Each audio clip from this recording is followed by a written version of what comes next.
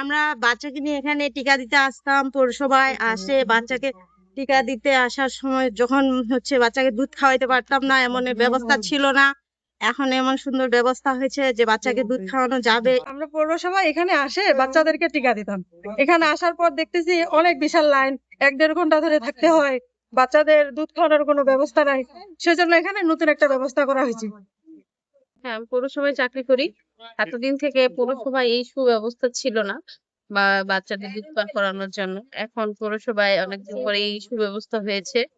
বাচ্চার মায়েদের কথা চিন্তা করে আগে বাচ্চার মায়েরা দুধ দিতে পারতো না বাচ্চাদেরকে, এখন দিতে পারতেছে, এই জন্য সবাইকে অনেক ধন্যবাদ।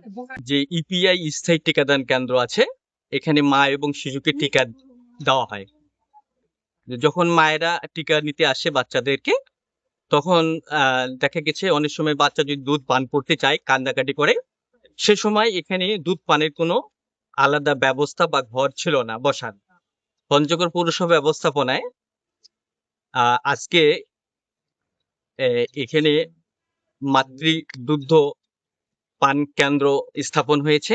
আমি যখন পঞ্চগড় পৌরসভার প্রশাসক হিসেবে দায়িত্ব পালন করে যোগদান করেছি 22 মার্চ 2025 সাল থেকে, তখন দেখি কি এখানে অনেক নারী সেবা গ্রহীতা এখানে আসেন, এবং যেহেতু মা ও শিশু টিকাদান কেন্দ্র রয়েছে, তাহলে 2 মাসের বয়স থেকে বাচ্চারা এখানে নিয়ে আসে।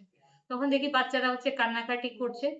আমিও যেহেতু মা, তখন আমার মনে হয়েছে কি এখানে মাতৃ দুগ্ধ পান কেন্দ্র একটা থাকা দরকার। সেই থেকে আমার পরিকল্পনা, তো এই অর্থ বছরে টিআর এর মাধ্যমে সেটা বাস্তবায়ন করতে সফল হয়েছি। এখানে যে নারী সেবা গ্রহীতারা আসবেন তাদের ছোট ছোট বাচ্চা নিয়ে, যাদের বয়স 2 বছর পর্যন্ত, তাদেরকে এখানে তাদের ব্রেস্ট ফিডিং করার ব্যবস্থা আছে।